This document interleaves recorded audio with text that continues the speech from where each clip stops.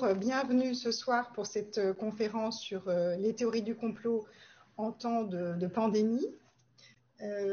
Avec nous ce soir, Antoine Bristel, vous êtes professeur agrégé de sciences sociales, chercheur en sciences politiques à Sciences Po Grenoble. Vous êtes aussi directeur de l'Observatoire de l'opinion de la Fondation Jean Jaurès. Vos recherches portent sur l'influence d'Internet et des nouveaux moyens de communication sur le rapport des citoyens à la politique. Également sur l'évolution de l'opinion publique française. Vous avez notamment travaillé et publié sur les dynamiques et les mouvements complotistes pendant la pandémie, dont il va être évidemment toutes ces questions à l'étude ce soir. Vous venez de publier un ouvrage, À qui se fier, de la crise de confiance institutionnelle à la crise sanitaire, publié donc par la Fondation Jean Jaurès et les éditions de l'Aube, qui donc vient de paraître cette année. À vos côtés, Rudi Reichstad, vous êtes fondateur et directeur du site Conspiracy Watch, l'Observatoire du conspirationnisme, qui est donc un site en ligne qui met à disposition des internautes un certain nombre de ressources et d'outils consacrés donc à l'analyse critique du conspirationnisme et des théories du complot. Vous êtes expert associé à la Fondation Jean Jaurès également. Vous avez coordonné 3 volets de l'enquête IFOP sur le conspirationnisme dans la société française pour les années 2018-2020. Vous êtes co-auteur avec Georges Benayoun de documentaire Complotisme, les alibis de la terreur, qui a été diffusé en 2017. Vous avez publié en 2019 l'ouvrage important dont il a été beaucoup question, donc L'opium des imbéciles, essai sur la question du complotisme chez Grasset. Vous êtes membre de l'Observatoire de la haine en ligne, du Conseil supérieur de l'audiovisuel, et vous co-animez également avec Tristan Mendes France le podcast Complorama sur France Info. Tristan Mendes France, à vos côtés, vous serez à la fois président de séance et contributeur pleinement pour ces échanges ce soir. Tristan Mendes France, vous êtes spécialiste des cultures numériques, maître de conférence à l'Université Paris 1. Vous animez chaque vendredi dans le cadre des matinales de France Inter la chronique Antidote. Dans cette chronique, vous proposez de décrypter, justement, d'analyser les thèses conspirationnistes, leur genèse, les financements, ceux qui en sont les inspirateurs et ceux qui les relaient. Vous analysez bien sûr les contenus pour en percevoir les enjeux et mieux comprendre les contextes et le rayonnement dans lesquels ces théories du complot s'inscrivent. Vous co-animez, on vient de le dire, avec Rudi Reichstad, le podcast Complorama sur France Info, qui décrypte donc les théories du complot et l'activité de la complosphère en lien avec l'actualité. Voilà, donc on vous invite, ceux qui nous écoutent ce soir, bien sûr, après les échanges qui vont avoir lieu, à vous reporter à ces sources et ces outils qui sont très importants aujourd'hui. Le site internet dont on vient de parler, Conspiracy Watch, et puis les différents podcasts et émissions. Vous, à la faveur, donc aujourd'hui, à la faveur de la crise sanitaire et de la pandémie, du développement de la pandémie, bien sûr, les théories du complot sont particulièrement présentes. Tous les trois, vous êtes très engagés sur le plan médiatique, sur le plan intellectuel et du débat d'idées. Vous prenez part activement pour décrypter et donner des outils pour mieux comprendre ce phénomène de complotisme. Vous proposez par vos interventions et vos publications un décryptage rigoureux de ce phénomène, de sa rhétorique, de ses mécanismes, de ses modes opératoires, et vous appelez les citoyens à une plus grande vigilance. Ce soir, le temps d'échange que nous vous proposons et ces réflexions seront l'occasion de mettre en évidence la continuité des mécanismes et des phénomènes du complotisme, pour la période contemporaine, bien sûr, mais aussi pour la période qui nous concerne, c'est-à-dire la première partie du XXe siècle. Ce soir, ce seront des échanges qui seront sous une forme dynamique avec un premier et second tour d'échanges entre vous. Et puis, nous vous proposons ensuite, si vous le souhaitez, de poser vos questions à nos intervenants par le biais toujours de la fonction manœuvrer sur Zoom, ou bien par écrit en privilégiant, si c'est possible pour vous, questions-réponses, la fonction questions-réponses. Et je lirai vos questions, on rassemblera les questions également qui seront posées par le biais des réseaux sociaux sur Facebook. Voilà, Tristan Mendes France, je vous passe tout de suite la parole pour l'ordonnancement des échanges ce soir. Merci.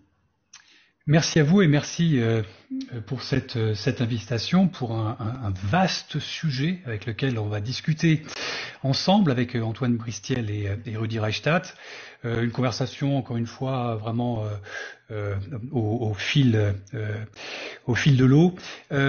Alors, on va focaliser, je pense, évidemment, sur cette séquence extraordinaire, absolument inédite dans laquelle nous sommes de cette pandémie de coronavirus, qui, je pense qu'on pourra en convenir tous les trois, est probablement l'un des phénomènes récents, disons, d'accélération phénoménale du phénomène complotiste. Et Et peut-être que je vais en fait assez rapidement passer la parole d'abord à Antoine Bristiel et ensuite à Rudi Reichstadt pour que ils nous disent quels sont les points saillants, disons, ce qui pour vous deux vous semblent les points importants, les choses qui vous semblent centrales dans cette problématique générale des théories du complot à l'heure des pandémies. Alors je vais tout de suite passer la parole à Antoine Bristiel. Et écoute, n'hésite pas vraiment à nous donner les quelques points forts qui te semblent saillants sur cette problématique assez vaste, il faut dire. Merci Tristan et bonjour à toutes et à tous. Alors, tu le disais, la pandémie, c'était vraiment un accélérateur des théories du complot. Je pense que on a tous ce ressentiment-là et c'est d'ailleurs extrêmement juste.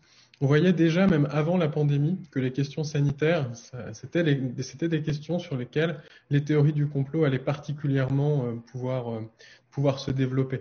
Déjà, quand dans l'enquête dont on parlait juste avant, que Rudy faisait dans le cadre avec la Fondation Jean Jaurès et Conspiracy Watch, on voyait que la théorie qui était la plus partagée avant même l'épidémie, c'était le fait qu'il existerait une collusion entre l'industrie pharmaceutique et le gouvernement pour cacher la réalité sur la nocivité des vaccins. Dans la précédente vague, on devait être autour de 40% de la population française qui adhérait à cette théorie-là. Donc on voyait bien déjà que on avait déjà un terrain extrêmement fertile pour le développement de cette théorie conspirationniste avec ces questions sanitaires. Et effectivement, un terrain fertile qui s'est révélé, en l'occurrence, extrêmement propice au développement de nombreuses théories. Et on a des chiffres d'ailleurs à ce niveau-là. On a certaines enquêtes internationales qui ont été faites et qui montre qu'on a eu une quantité incroyable de théories conspirationnistes qui se sont développées. Alors, ça va du fait que le virus aurait été créé sciemment dans un laboratoire et puis diffusé à nouveau sciemment par les autorités chinoises. Ça va au fait que le masque serait nocif et que ce serait un moyen de contrôler la population, un moyen de créer un nouvel ordre mondial. Ça va aux vaccins qui seraient en fait dans lesquels il y aurait des microparticules qui seraient derrière activées avec de la 5G, tout ça organisé par Bill Gates qui aurait fomenté cette pandémie à l'échelle mondiale. Bon, toute une série de théories farfelues. Puis on a une enquête qui a été faite justement en Angleterre pour essayer de voir un peu à quel point c'était des théories qui étaient partagées par l'ensemble des citoyens britanniques.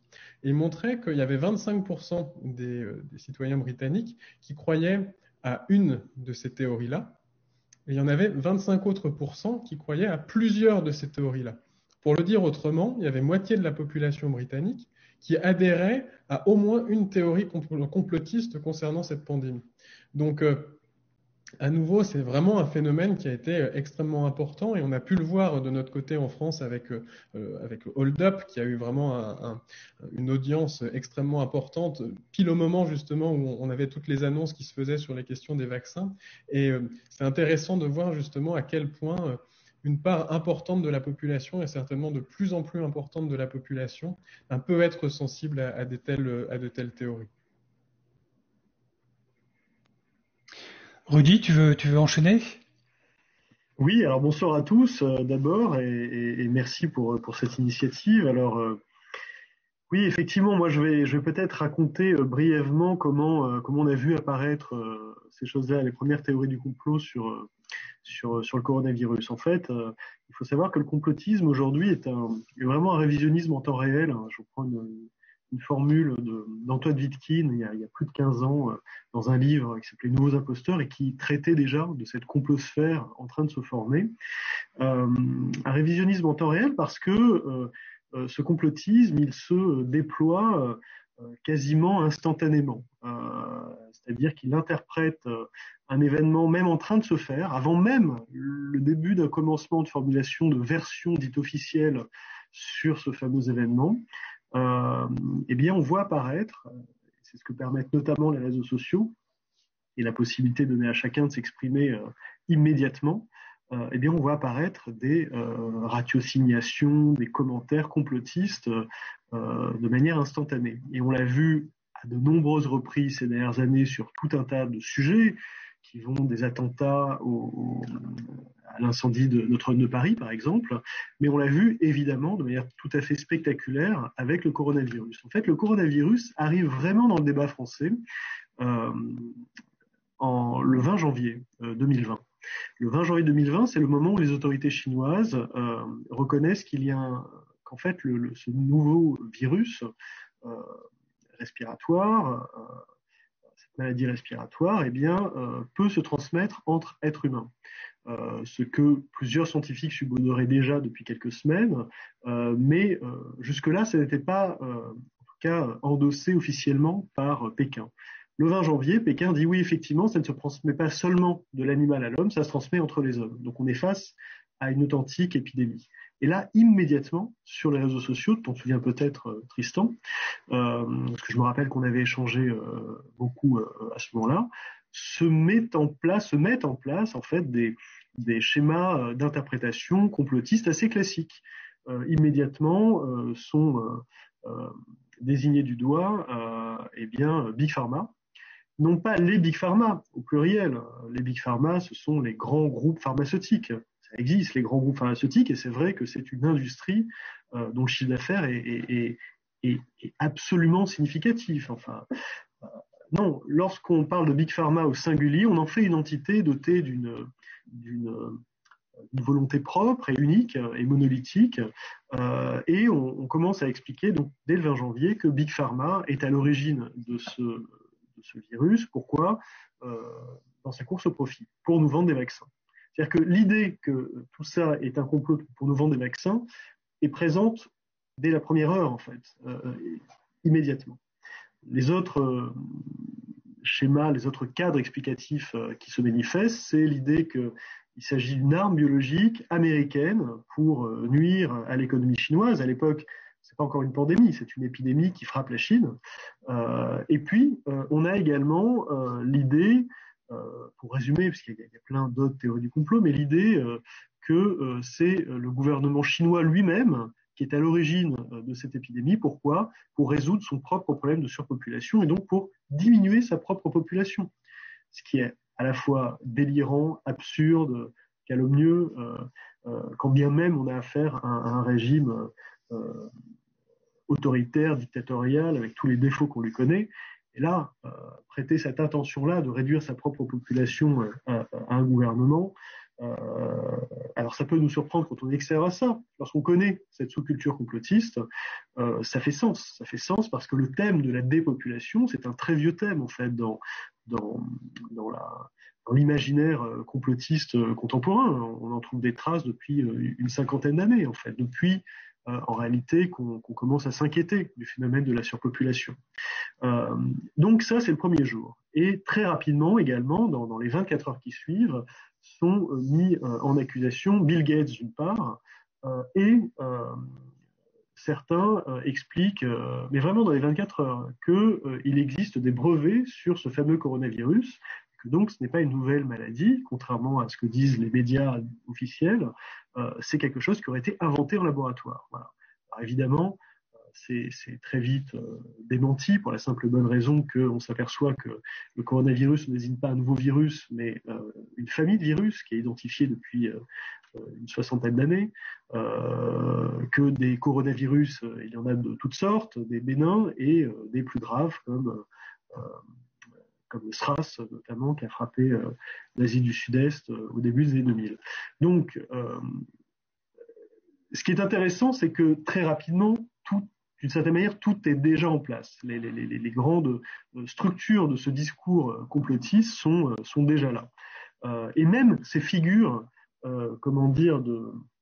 répulsives, c'est-à-dire Big Pharma, d'une part, les États-Unis, et Bill Gates, qui est réputé non seulement avoir prédit cette crise sanitaire, mais en réalité avoir été au courant en amont et en fait faire partie lui-même, être complice de ce grand complot qui vise à nous tuer via un nouveau virus. Voilà.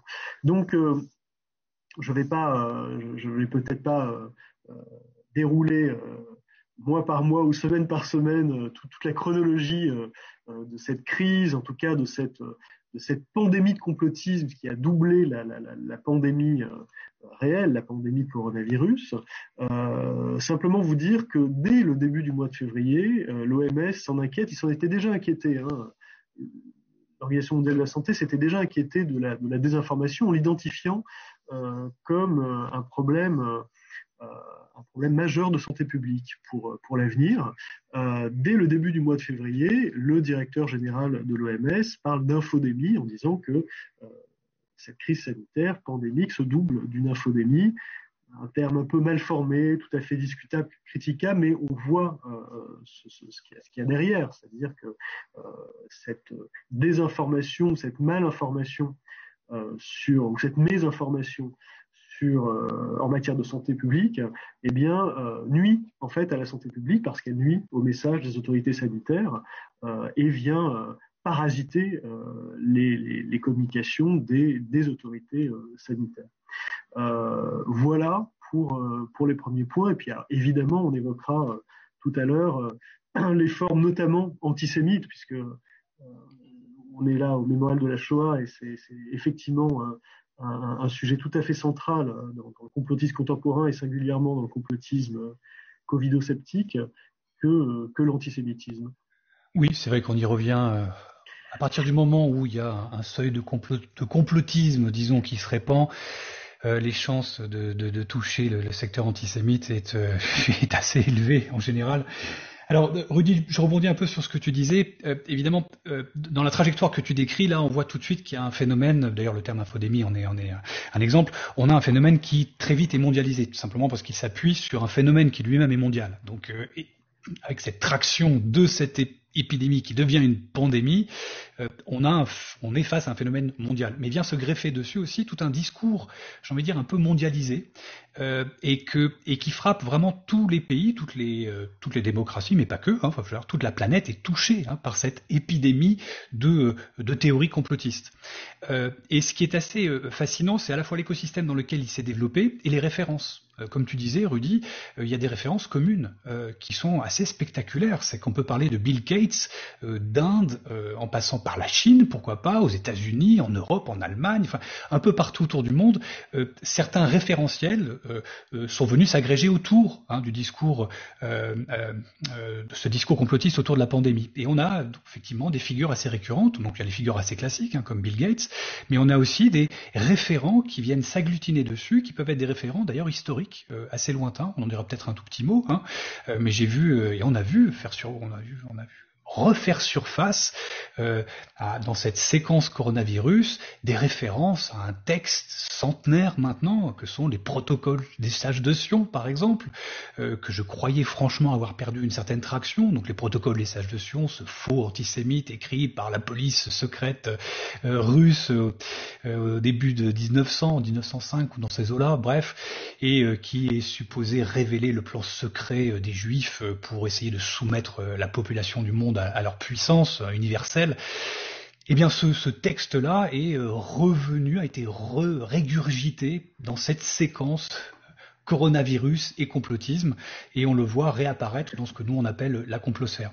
Donc c'est assez déroutant de voir que même dans un événement très contemporain, cette réactivation profonde et qui doit avoir aussi un lien avec ces craintes épidémiques millénaires, arrive à ramener ou à trouver des racines ou à ramener ou refaire monter à la surface des référentiels qui sont pour certains, encore une fois, qui ont plus de 100 ans pour certains et probablement des réflexes encore plus anciens.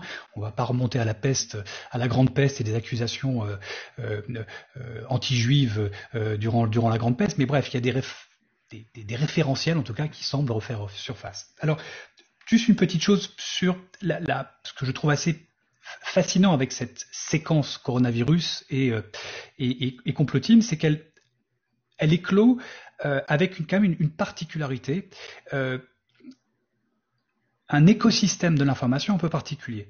D'abord, une dérégulation du marché de l'information, une globalisation du marché de l'information. Comme on le disait à l'instant, les référentiels n'ont plus de frontières. Les référentiels complotistes, les références complotistes migrent des États-Unis à la France, de la France à la Russie, de la Russie à la Chine et inversement. Donc il y a un marché ouvert, global, qui n'existait peut-être pas sous cette forme-là ou avec cette fluidité-là il y a 20 ou 30 ans ou avant l'Internet par exemple. Autre chose, cet écosystème a beaucoup reposé sur l'écosystème de ce qu'on appelle les réseaux sociaux. Et les réseaux sociaux, c'est un marché de l'information un petit peu particulier.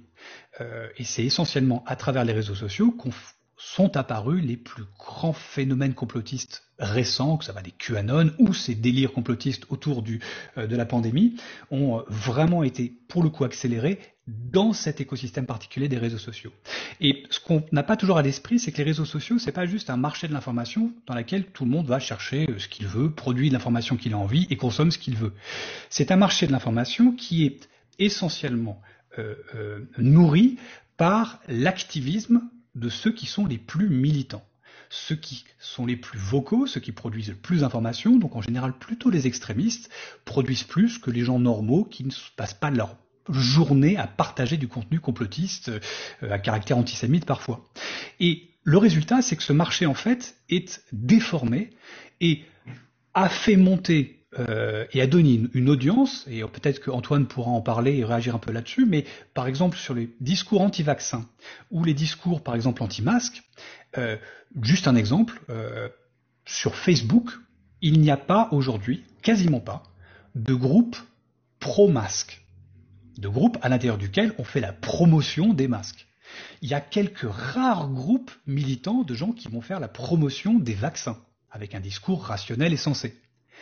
Mais la majorité des groupes présents du militantisme en ligne est celui des groupes anti-masques, anti-vaccins, à l'intérieur duquel en plus viennent s'agréger une myriade de discours complotistes qui sont ouverts à tous les vents et tous les discours complotistes les plus délirants et souvent, parfois, disons, des délires complotistes antisémites. Est-ce que Antoine, tu veux peut-être réagir sur ou nous donner peut-être ton aperçu, parce que je crois que tu t'es quand même assez focalisé un peu peut-être sur les discours anti-vaccins et anti-masques, et peut-être nous dire en quoi est-ce que c'est problématique ou ce que toi tu peux nous en dire? Oui, sur ce que tu disais justement, la façon dont, ce que vous disiez tous les deux d'ailleurs, en fait, tu disais tout était déjà prêt dès les premiers jours. Et c'est intéressant. En ce moment, je travaille sur le phénomène hold-up, justement. Comment c'est devenu viral, etc., sur les réseaux sociaux. Et on voit en effet que dans un premier temps, c'est quasiment que des discours complotistes. Le débunkage, il arrive toujours à contre-temps. Et c'est comme ça que la viralité du phénomène se passe. C'est qu'il y a toujours un temps de retard, finalement, quand on combat ces thèses conspirationnistes qui, dans un premier temps, ont vraiment de l'avance. Et c'est intéressant aussi de constater sur ce phénomène hold-up, c'est que on va avoir des personnes, et d'ailleurs le tweet qui est le plus retweeté, c'est le tien, Tristan, au moment, c'est ton thread qui va être qui va avoir le plus d'audience à ce moment-là. Et il y a vraiment ces deux sphères. Et c'est extrêmement intéressant de constater que c'est deux mondes qui ne se parlent pas. Donc même, disons, l'action de décryptage, d'aller dans la profondeur du documentaire, de montrer pourquoi c'est quelque chose de fallacieux, pourquoi les arguments ne se tiennent pas. Il y a les personnes qui font ça, il y a les personnes qui vont essayer de promouvoir le documentaire. Il n'y a aucune interaction entre ces deux sphères. Et ça, c'est vraiment toute la problématique quand on essaye de vouloir aller à l'encontre de ces théories du complot. C'est extrêmement difficile d'aller dans ces sphères-là. On le voit sur Twitter, mais on le voyait aussi parce que j'avais étudié à la fois les groupes anti-vaccins, les groupes anti-masques. Vous ne pouvez pas être un pro-masque sur un groupe anti-masque. Vous ne pouvez pas donner un avis contraire. C'est impossible. Tout de suite, vous allez être totalement ostracisé. C'est pas quelque chose d'envisageable. Donc ça, c'est vraiment la particularité des réseaux sociaux. Mais je pense qu'il faut aussi dépasser la vision selon laquelle le phénomène complotiste, ce serait seulement un phénomène qui aurait lieu en ligne. Et on voit par exemple avec Hold Up, on a quand même des journalistes sur des chaînes d'infos qui ont invité, dit t'en sais quelque chose, tu as d'ailleurs été en confrontation sur une chaîne. Bon, c'est quand même, il y a une perméabilité maintenant du journalisme français en l'occurrence, pour donner la parole à des personnes qui peuvent promouvoir un discours conspirationniste. Bon, par exemple, le lendemain de la sortie de Hold Up, chez Pascal Praud, c'est le réalisateur c'est pas le réalisateur, c'est le producteur de Hold Up qui va être invité pendant 30 minutes. Alors bon, c'est quand même, voilà, ça pose question. Donc, les réseaux sociaux ont amplifié ce phénomène-là, mais il y a aussi une réflexion à avoir au niveau des médias classiques qui devraient aussi, dans certaines de leurs émissions, balayer un peu devant leur porte, je pense.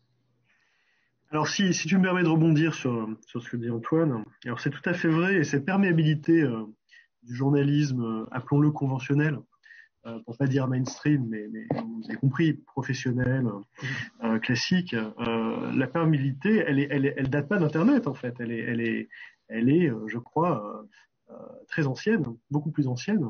C'est-à-dire qu'effectivement, le complotisme, ça n'est pas qu'un cybercomplotisme ou un complotisme digital ou numérique. C'est ce qui se passe sur la toile est le reflet de ce qui se passe dans la société. Évidemment, la manière dont cette configuration technomédiatique, le haut débit, les réseaux sociaux, le smartphone, eh bien, donne sa chance au complotisme est une donnée à prendre en compte, mais évidemment, le complotisme préexiste à cette configuration spécifique là.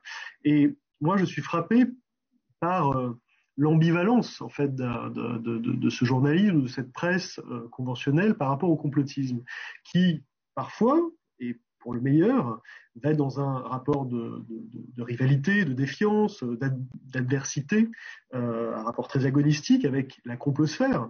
Donc ça va être tout ce qu'on relaye fréquemment avec Tristan, ce à quoi on participe également, c'est-à-dire le fact-checking, le debunking, c'est-à-dire prendre une rumeur, en faire l'autopsie, voir d'où ça vient, qui sont les acteurs, qui y a derrière cette théorie du complot, etc. Et dans quel but et dans quel intérêt.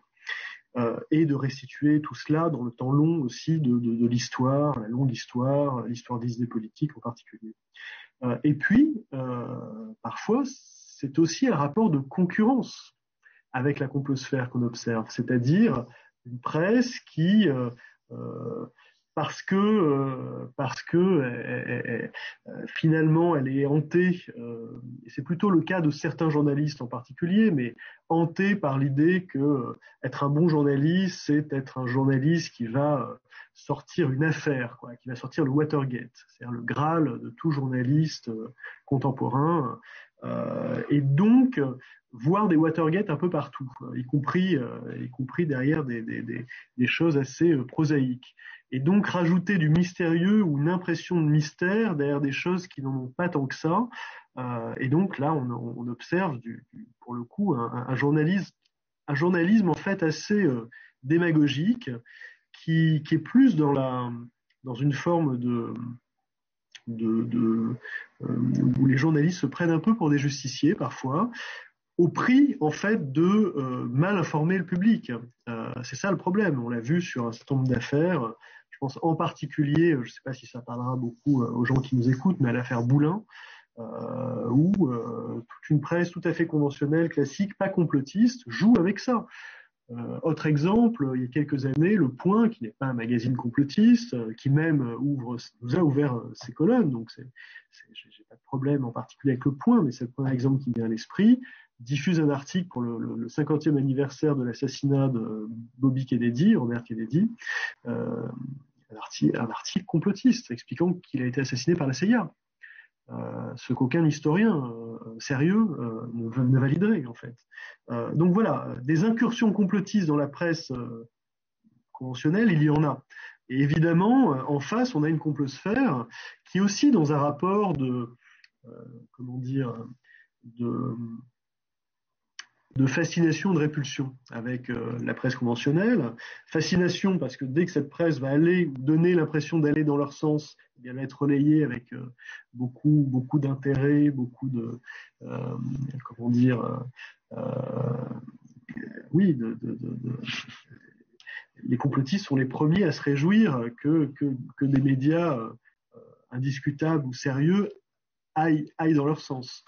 Et par ailleurs, un rapport là aussi de répulsion parce que ces fameux médias classiques qui sont considérés comme des collabos du système. Je passe sur les noms d'oiseaux qui accompagnent tout cela, mais voilà, ils font l'objet d'un rejet très très fort au profit d'ailleurs de médias dits alternatifs, de réinformation, dont là la qualité n'est jamais interrogée en fait par les plus influents représentants de cette complosphère. Donc oui, le fait qu'il y ait un complotisme en dehors d'Internet, c'est tout à fait vrai. Les conséquences du complotisme, elles se font aussi en dehors d'Internet.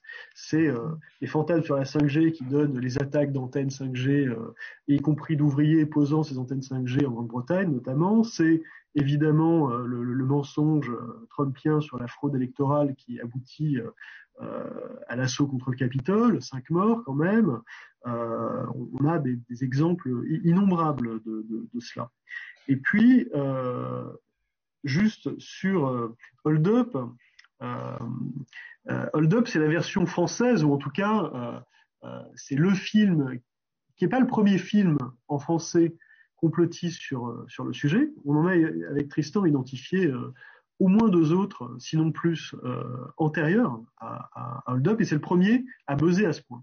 Et quelques mois plus tôt, il y avait dans la sphère anglophone, cette fois-ci, un film qui s'appelle Plandemic, qui a été traduit, mais en sous-titrage en français, mais qui n'a pas eu une traction aussi importante, très très clairement, mais qui défendait une thèse très très proche, l'idée que cette pandémie a été planifiée, d'où le terme de plandémique. Et puis, dernier point, tout à fait d'accord avec toi, Tristan, pour dire qu'on fait face à un phénomène qui est mondialisé, au point que nous avons dès le mois de mars, en fait, décidé de cartographier en fait tous les commentaires complotistes sur la pandémie.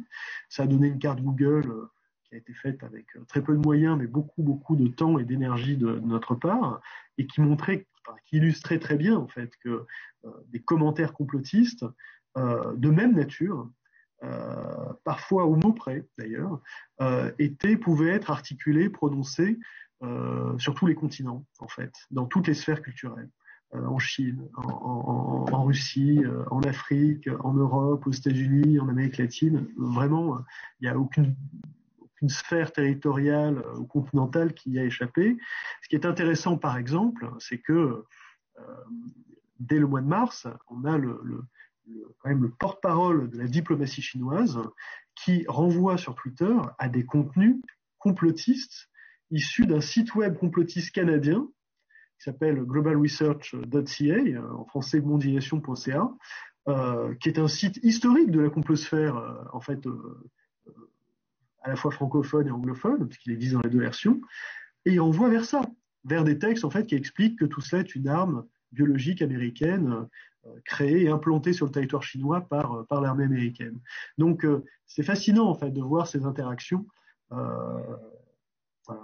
Ben justement, Rudy, peut-être un petit point sur les acteurs, les différents types d'acteurs qui interviennent dans cette gigantesque séquence, encore une fois, coronavirus et théorie du complot. Peut-être juste une remarque de mon côté, c'est qu'il y a effectivement des acteurs de nature différente. On a des acteurs, alors c'est aussi lié encore une fois à cet écosystème particulier, ce marché mondial maintenant qui nous est offert. Donc on a des acteurs étrangers comme la Chine, avec l'exemple que tu donnais là, des acteurs évidemment la Russie, on a pourquoi pas la Turquie, l'Iran, qui aujourd'hui aussi commence à produire du contenu à l'international, traduit dans différentes langues pour pousser des fois des théories complotistes complètement délirantes. On avait déjà, où tu avais trouvé, je crois, Rudy, un exemple d'une télé iranienne qui poussait des délires complotistes vraiment antisémites, on peut le dire, en imaginant des banques juives derrière, en gros, le coronavirus, ou avec un projet satanique. Donc on a une myriade d'acteurs de nature différente qui deviennent maintenant des incubateurs ou des relayeurs de ces théories complotistes, parfois extrêmement toxiques, parfois antisémites. Évidemment, les communautés antisémites préexistantes, où qu'elles soient en Europe ou dans le monde, ont évidemment mis le feu sur cette séquence-là ou ont profité de ça. En France, évidemment, les milieux antisémites les plus radicaux ont tous activé l'association pandémie et juifs. Ça, il n'y a pas de doute là-dessus. Mais il y a aussi, de façon moins dramatique, un peu moins antisémite, en tout cas sur les théories complotistes et l'épidémie, il y a aussi, je ne sais pas, certains gilets jaunes, certains pages Facebook, notamment, groupes Facebook Gilets jaunes, qui ont été le lieu de circulation de théories complotistes autour du Covid. Donc il y a des communautés comme ça, peut-être les Gilets jaunes et d'autres, qui ont été des relais. Peut-être qu'Antoine, tu as peut-être des choses à dire sur les communautés qui ont peut-être relayé des théories complotistes autour des vaccins ou d'autres espaces. Ton micro est éteint pour l'instant. Ça ira mieux comme ça. Oui, c'est vrai. Sur ces communautés-là, c'était vraiment impressionnant de regarder la mutation qu'il y a pu avoir pendant toute la période de la pandémie. Au départ, on a des groupes Facebook Gilets jaunes qui mutent en groupe Facebook de soutien au professeur Raoult. Ça, c'est la première étape à la fin du printemps. Alors, dans un premier temps, ça peut être légitime dans le sens où il y a vraiment une controverse quand les études ne sont pas menées. Mais bon, à partir du moment où il y a quand même toutes les preuves qui s'enchaînent de l'inefficacité du médicament en question dans ce cas particulier, on a quand même un phénomène de grande ampleur qui reste présent. Et on voit assez rapidement que ces groupes Facebook, ces communautés pro-Raoult mutent en communautés anti-masques. Ça, c'est le second temps, c'est pendant l'été.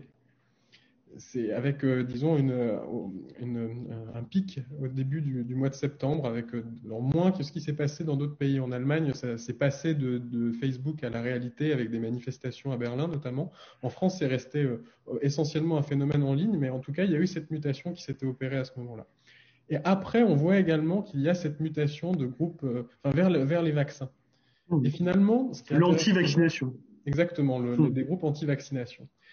C'est de voir à quel point le phénomène complotiste se satisfait de tous les éléments qui font l'actualité. Si la question des masques fait l'actualité, la théorie conspirationniste va pouvoir concerner les masques. Si c'est la question des vaccins, voilà. Et par exemple, avec Hold Up, on voyait aussi que dans une seconde phase, la question de Hold Up, c'est assez vite arrêté sur strictement le documentaire au bout de quelques semaines. Mais après, ça passait sur la question du Great Reset. La fameuse grande organisation, le grand renouvellement du monde. Réinitialisation. Voilà, je cherche le thème. Et ça, c'est vraiment intéressant de voir à quel point on peut avoir cette mutation-là. Et juste pour ajouter deux petits commentaires, un sur le côté, une petite anecdote en l'occurrence sur le côté fascination-répulsion par rapport aux médias traditionnels que l'on peut avoir dans la sphère complotiste. Au début, sur l'affiche de Hold Up, donc c'est pour montrer qu'on était tous obnubilés par les médias dominants. Dans un premier temps, dans l'œil de la personne, c'est un logo CNews. Puis à partir du moment où le producteur passe sur CNews et invité sur CNews, ça change, c'est LCI, parce que si CNews leur fait le privilège de les inviter, ça peut plus être l'ennemi. Donc voilà, il y a vraiment ce côté fascination-répulsion.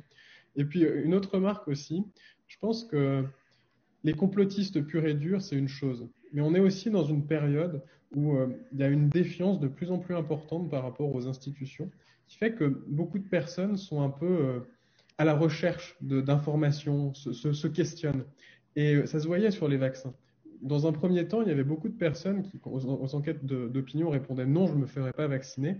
Mais pas forcément parce que c'était des complotistes anti-vaccins, etc., mais parce qu'elles attendaient d'avoir des réponses.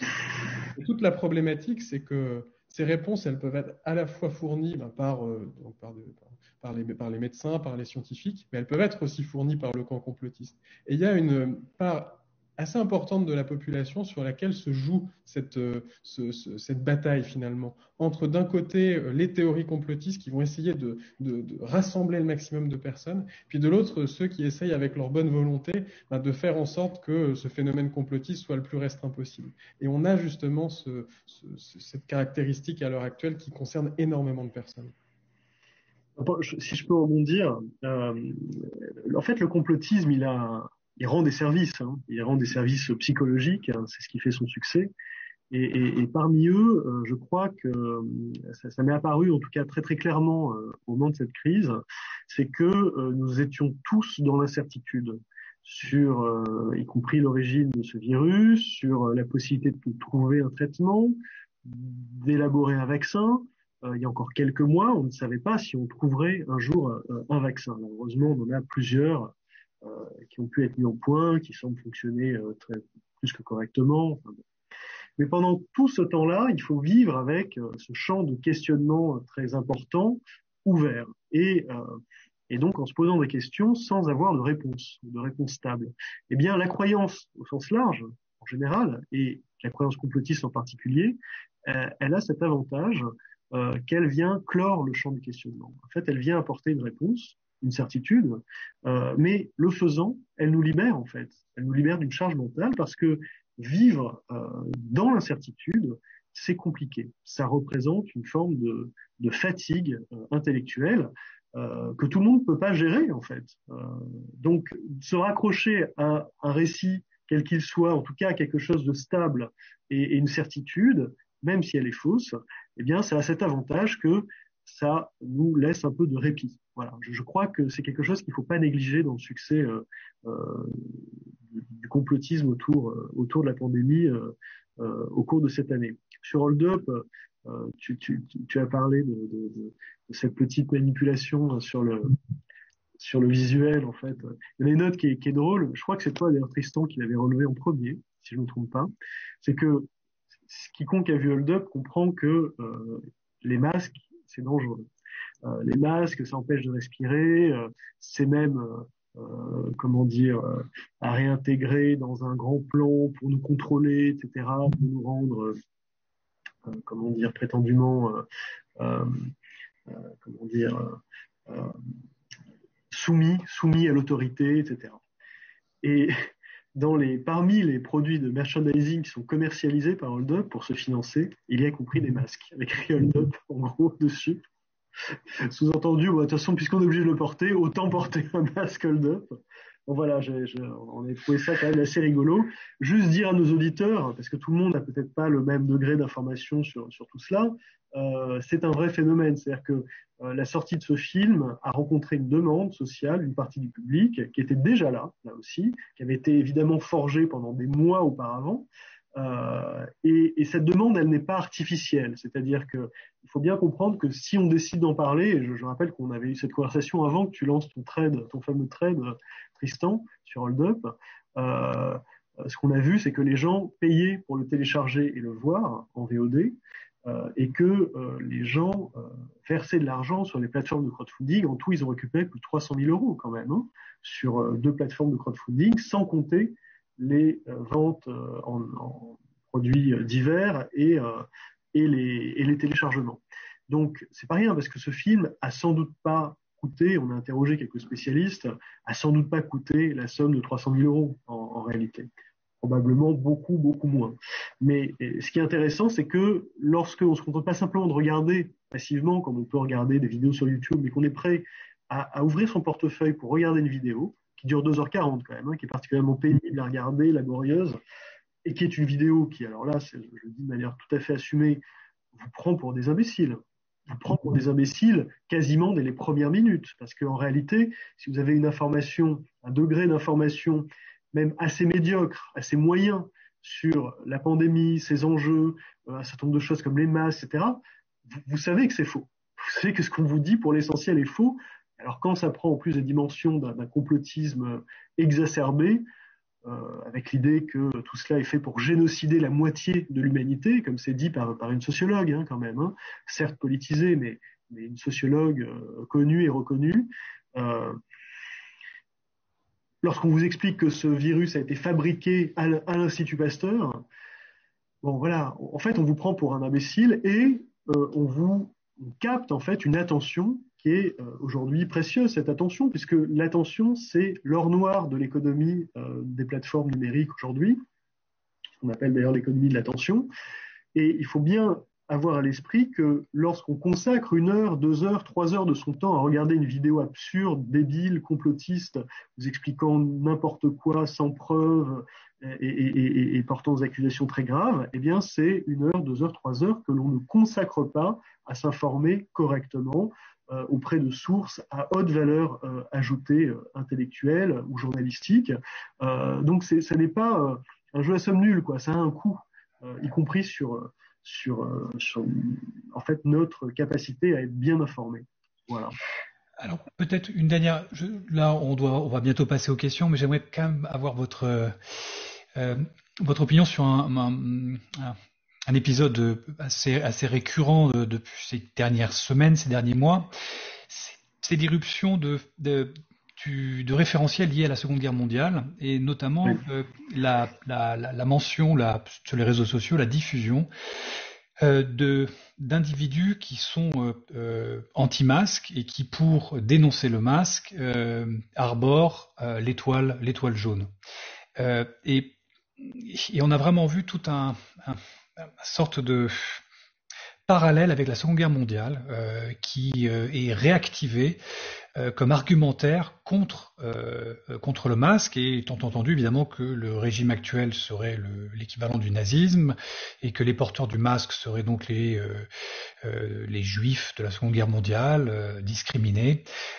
J'aimerais votre avis encore sur cette séquence spécifique qui est vraiment pour moi malgré tout le symptôme effectivement que cet antisémitisme, parce que pour moi c'en est un, est encore vivace et a été réactivé durant cette séquence Covid. Est-ce qu'Antoine, tu as une réaction peut-être là-dessus, sur ces anti-masques qui utilisent ce référentiel de l'étoile jaune?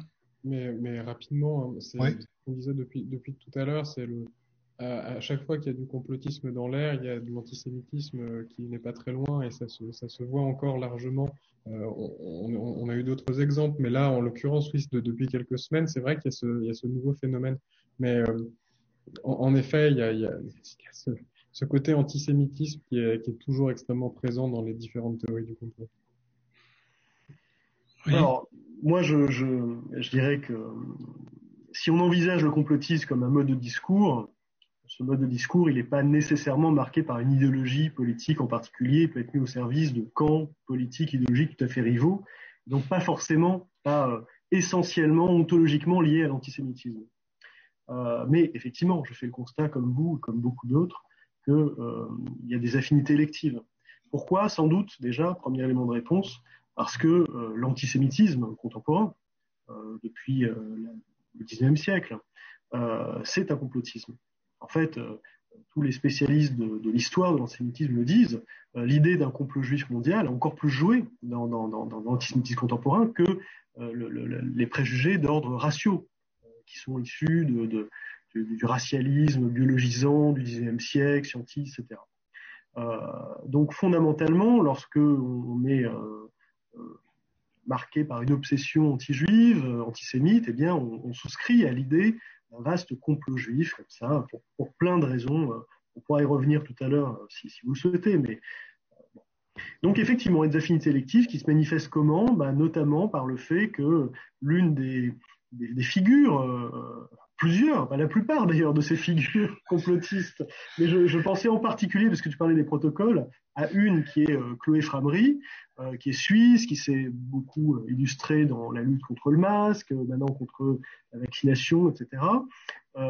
Chloé Framery, à la fin du mois de décembre, elle partageait une nouvelle gazette numérique d'ailleurs, de 4 pages. La 4e page, la dernière page, fait des conseils de choses à voir, à lire, à écouter. Et on a une liste de 2-3 livres à consulter. Le premier des livres à consulter, c'est les protocoles des sages notions, dont on sait, cette année, ce sera le 100e anniversaire d'ailleurs, on sait depuis 100 ans que les protocoles sont un faux. Et on le sait avec une très grande certitude, c'est parce qu'on a établi en 1921 que, en fait, c'était pour l'essentiel un plagiat d'un libelle, un brûlot qui avait été écrit à l'époque de Napoléon III par un républicain français exilé en Belgique, dans les années 1850. Pour l'essentiel, c'est un plagiat d'un texte qui n'a absolument rien à voir avec les protocoles. Donc, on sait que c'est un faux, on sait qu'il a été fabriqué. On a bien identifié d'ailleurs toutes les sources de protocoles. On sait que c'est un faux, mais ça fait 100 ans que ce texte continue à revenir comme ça, comme une idée zombie qui refuse de mourir et qui revient comme un serpent de mer, comme ça, dans le débat et jusqu'à aujourd'hui. Et puis, Oui, Rudy, oui, on va peut-être, vu que là on a dépassé un tout petit peu notre quota, d'accord. je crois on va peut-être maintenant passer à une séquence de questions et laisser peut-être les personnes qui veulent nous interroger poser des questions. Bien sûr. Vous allez pouvoir poser des questions, mais moi, justement, je voulais aussi poser une question là-dessus, pour qu'on revienne sur ce dont vous étiez en train de parler, pour revenir à notre période aussi de la première moitié du XXe siècle.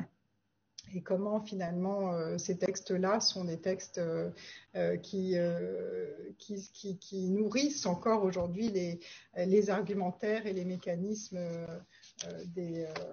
du complotisme contemporain. D'abord, ce sont des textes qui sont disponibles, prêts à l'emploi. Ils existent. Il y a une abondante littérature indissolublement complotiste et antisémite. Donc, elle est là à disposition avec Internet, qui est un média cumulatif. Il nous permet de les trouver immédiatement. Mais moi, je ne crois pas que les gens lisent les protocoles aujourd'hui. En revanche, l'imaginaire complotiste contemporain est marqué par des thèmes qui reviennent dans les protocoles. Tristan, tu as fait une chronique sur les protocoles il y a quelques semaines qui montrait qu'il y a un chapitre, en tout cas une partie des protocoles, un protocole sur les 24 ou 27 sur les éditions présents, qui traite justement de la question des virus. C'est bien ça, oui. Oui, c'est le chapitre 9 ou 10, suivant les versions, dans les protocoles des sages de Sion, dans lequel il est fait mention d'un plan secret des Juifs mondial de répandre des épidémies pour soumettre la population mondiale. Donc, mais ce qui est assez fascinant avec ces textes un peu mythologiques, c'est que chacun il lit ce qu'il veut, il projette ce qu'il veut, et on trouvera toujours dans les protocoles quelque chose qui résonnera avec l'actualité. C'est ça la permanence de ce texte, c'est qu'il est à la fois suffisamment vaste et peu clair sur pas mal de choses. Encore une fois, il y a un complot global, mondial. À chaque époque peut avoir son propre protocole des sages de Sion. C'est pour ça qu'il y a une sorte de permanence, hein, évidemment. Mais c'est effectivement assez surprenant, finalement, de voir que dans les protocoles, il y avait évidemment quelque chose qui résonne, en tout cas, avec la période spécifique, épidémique actuelle du Covid-19, et qui fait qu'il refait surface de façon absolument sidérante, quoi. Alors, on va pouvoir prendre vos questions. Je crois que si vous souhaitez poser vos questions à l'oral, n'hésitez pas donc à lever la main et on écoutera votre voix. Sinon, pour l'instant, on va peut-être prendre des questions écrites. Alors, il y a beaucoup de questions concernant Hold Up, dont vous venez de parler très, très, très, très largement. Alors, un professeur qui a travaillé justement avec ses élèves sur Hold Up, il constate qu'il est très difficile de déconstruire le complotisme et c'est un travail de longue haleine. Le sentiment est parfois que le complotisme avance plus vite que notre capacité à le combattre. Avec quelques clés, avez-vous quelques clés pour la jeunesse? J'ai utilisé notamment les ressources du site complotisme.be. Donc ça, c'est Laurie Lavoguez qui est professeure d'histoire géographie. C'est ce que vous disiez très bien tout à l'heure, Rudy Reichstag ou Tristan Mendes-France, je ne sais plus, sur le fait que déconstruire le complotisme prend beaucoup de temps et c'est justement sur le site de Conspiracy Watch, il y a une contribution qui a été partagée hier de Pierre-André Taguieff qui cite Mark Twain. Un mensonge peut faire le tour de la terre le temps que la vérité mette ses chaussures. C'est sûr que... Et c'est c'est beaucoup plus compliqué et long, justement, de s'engager dans ce travail de déconstruction. Vous avez envie de leur répondre, peut-être en quelques mots? Antoine, tu veux dire quelques mots? Oui, je pense que là, effectivement, on voit dans les facteurs en tout cas, les jeunes, c'est une catégorie qui va particulièrement adhérer aux théories du complot. Enfin, il y a une perméabilité de la jeunesse actuelle à l'adhésion aux théories du complot et c'est vraiment là où il y a une nécessité de pouvoir avoir des armes pour pouvoir déconstruire les grandes théories du complot. Je pense que la meilleure manière de faire ça, même si c'est extrêmement compliqué parce que effectivement le mensonge se diffuse beaucoup plus vite que la vérité, ça prend beaucoup plus de temps de déconstruire que de mettre en avant des fausses évidences. Mais il faut révéler des paradoxes qu'il peut y avoir à l'intérieur même de ces différentes théories.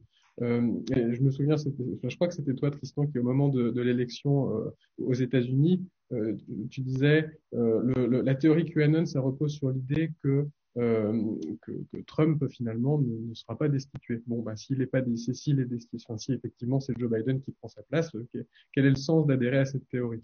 Bon, là, c'était vraiment ça mettait vraiment la théorie QAnon devant ses propres, devant son caractère totalement faux. Et par exemple, pour Hold Up, bon, il y a quand même, dans ce documentaire, on va nous expliquer à la fois que c'est pas une épidémie. Ça tue personne. C'est la grippe, en tout cas, on fait semblant, il n'y a pas de mort.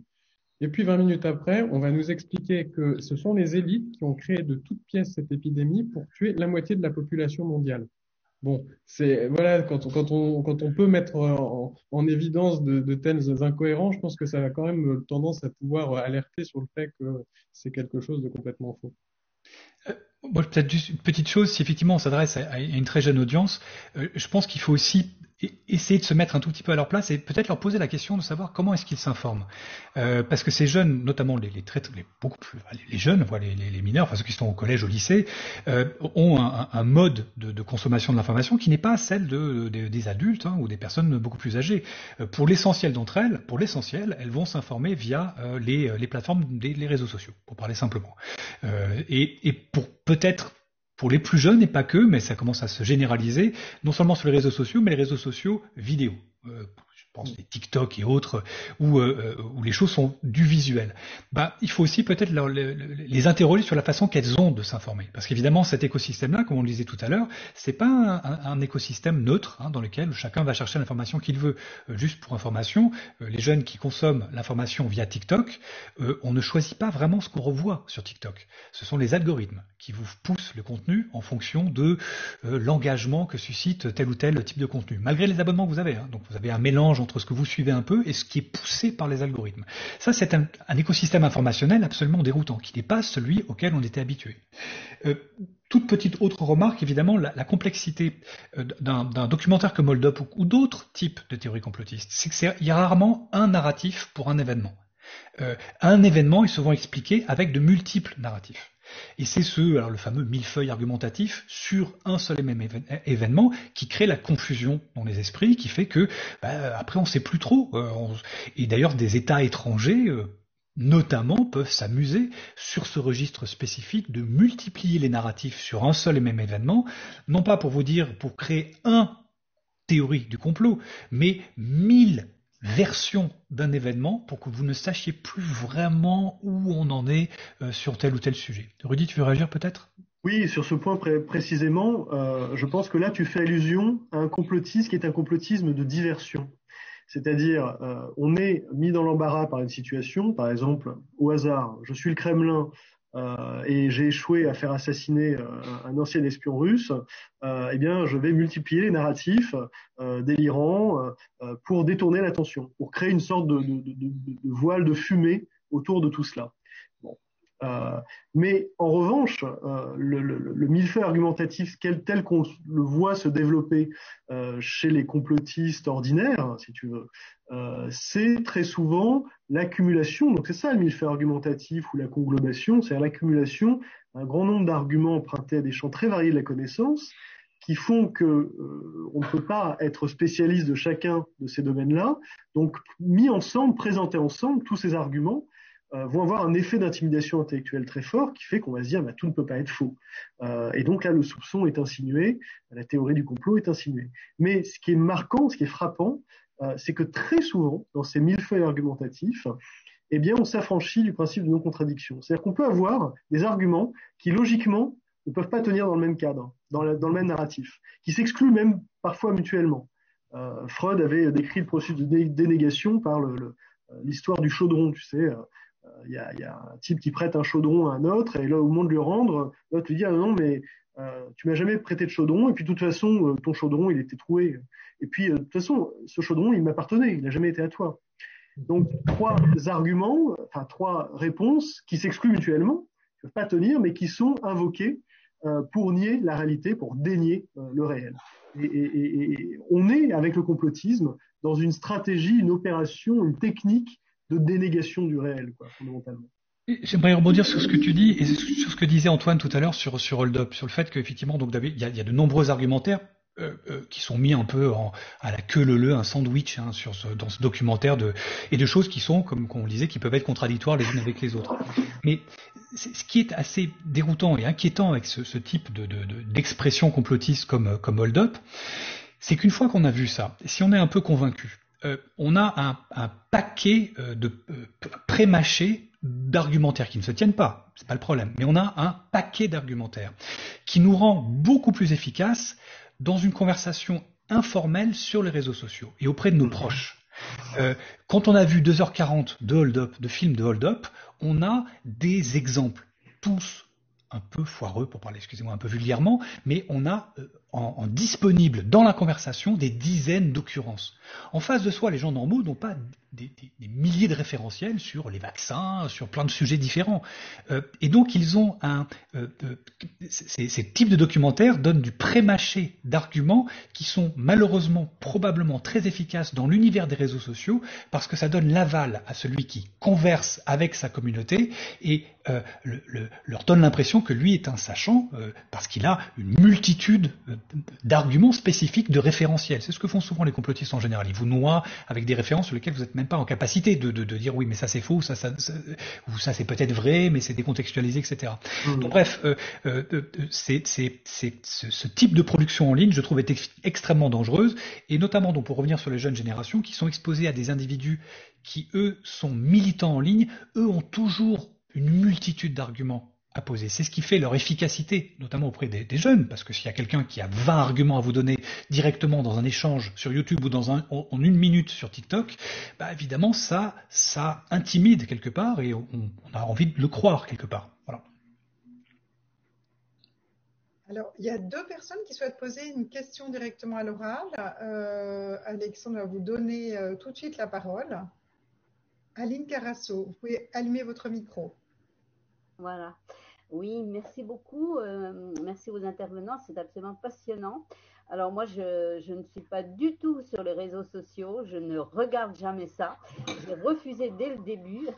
Donc, à des jeunes gens qui me disaient, mais pourquoi tu n'y vas pas, tu perds plein de... Moi, je disais, ça me fait gagner beaucoup de temps. Donc, voilà.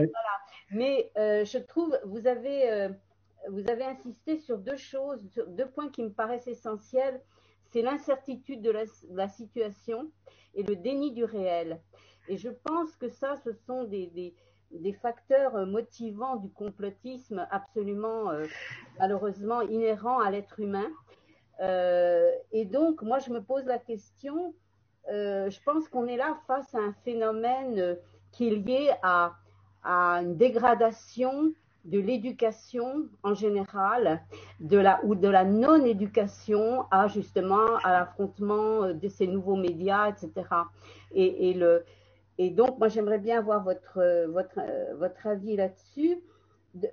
J'ai une autre question, qui est vraiment plus circonscrite donc à la pandémie. Déjà, comme je ne suis pas sur les réseaux sociaux, je ne savais pas du tout que le complotisme antisémite ressurgissait à cette occasion. Bon, je savais qu'il y avait un complotisme anti-chinois qui était quand même assez fort, puisqu'on accusait les Chinois, etc., voire Trump, qui a beaucoup fait dans la matière. Et alors, justement, je me pose quand même, par exemple, la question par rapport à l'OMS, dont la position est quand même extrêmement ambiguë, qui a dit tout et son contraire depuis le début de la pandémie, et qui, justement, est de nature à alimenter justement les théories complotistes. La dernière visite des experts en Chine, avec visite du musée, était une grande guignolade. Enfin, je veux dire, c'était du grand guignol, quoi. C'était donc si vous avez des informations ou là-dessus. Antoine, tu veux réagir sur le premier ou le deuxième point? Oui, peut-être sur le premier point, dire que effectivement l'apparition des réseaux sociaux nous donne l'obligation de réfléchir à la façon dont les jeunes générations doivent être aussi armées à la façon de s'informer sur ces plateformes-là. Ça a déjà été un peu pris en compte, hein, dans les programmes scolaires, l'éducation aux nouveaux médias. Et je pense que c'est vraiment nécessaire parce que il y a quand même cette problématique qu'on va avoir affaire à quelque chose de totalement nouveau, sans filtre par rapport à un journaliste qui aurait pu décrypter. Alors on a vu que dans certains cas, le journaliste n'était pas exempt de tout reproche, mais on a quand même ce côté maintenant où c'est extrêmement facile de s'informer directement en ligne et ça peut avoir des effets tout à fait problématiques lorsque l'on va quand on va rentrer dans cette bulle complotiste. Donc il y a vraiment une nécessité à nous de pouvoir avoir une éducation des jeunes générations sur cette question-là. Après, brièvement, sur la question de l'OMS, c'est toute la problématique d'une épidémie, c'est la problématique du doute, parce que on arrive dans une situation où forcément c'est une nouvelle maladie, on ne sait pas ce que c'est, et la recherche, c'est la science qui est en train de se faire, et donc forcément il y a des moments où on a l'impression d'avoir une certitude qui va être remise en question parce que les arguments évoluent, etc. Donc c'est là à nouveau où c'est extrêmement facile pour ces théories de ces théories du complot de pouvoir avoir un impact, parce que oui, il y a des incohérences, mais forcément d'une certaine manière qu'il y a des incohérences dans une période comme ça, parce que la science évolue, et tant mieux d'ailleurs. Rudy? Oui, alors sur l'OMS, j'ai pas de scoop à vous faire sur l'OMS parce que je suis, comme vous, tributaire de ce que je peux lire dans la presse sur le sujet. Il me semble pas délirant de considérer que c'est une organisation dans laquelle se jouent par procuration des enjeux, des rapports de force et d'influence entre grandes puissances, en particulier entre les États-Unis et la Chine. Donc je sais que l'OMS est notamment accusée de n'être pas complètement impartiale. Le principal reproche qu'on peut lui faire sur l'enquête qu'elle a tenté de diligenter en Chine, c'est de ne pas avoir les moyens, tout simplement, de mener une enquête digne de ce nom dans un pays qui n'est pas un pays, une société ouverte et qui n'est pas une démocratie libérale, hein, tout simplement, et qui sans doute tente là aussi de multiplier les écrans de fumée, sans doute pour le reste du monde ne prenne pas l'entière mesure des atermoiements et des conséquences funestes des atermoiements en matière de gestion de la crise au moment de son apparition. Donc sans doute qu'on mettra encore beaucoup de temps à savoir comment précisément Pékin a géré l'émergence de cette épidémie sur son territoire, et mal géré probablement. Mais une fois qu'on a dit ça, ça ne veut pas dire que le virus est une fabrication en laboratoire, ni même qu'il a pu transiter par un laboratoire et s'en échapper. C'est même, à mon humble avis, un scénario qui n'est pas le plus plausible. Je ne l'écarte pas, mais ce n'est pas le plus plausible, qu'il ait circulé par un laboratoire. Parce que tout simplement, on n'a pas besoin de ce détour par un laboratoire. Et en plus, ça pose de problèmes parce que s'il est passé, ce virus, par un laboratoire de haute sécurité, les laboratoires de haute sécurité sont faits précisément pour que les virus n'en sortent pas. Donc, on voit mal pourquoi il serait passé par un laboratoire, et d'autant que tous les spécialistes, et encore une fois, ce n'est pas mon domaine, mais tous les spécialistes me disent que ce virus, on séquence son génome, et qu'il n'y a pas de trace sur ce génome de la moindre manipulation humaine. Voilà l'état du consensus scientifique aujourd'hui. Peut-être qu'il changera à l'avenir, mais jusqu'à preuve du contraire, le génome du virus n'a pas été modifié artificiellement donc par la main de l'homme. Donc, on retombe sur l'hypothèse que vraisemblablement, c'est une zoonose qui est passée par mutation génétique naturelle à l'être humain. Voilà. Sur l'incertitude, juste un mot.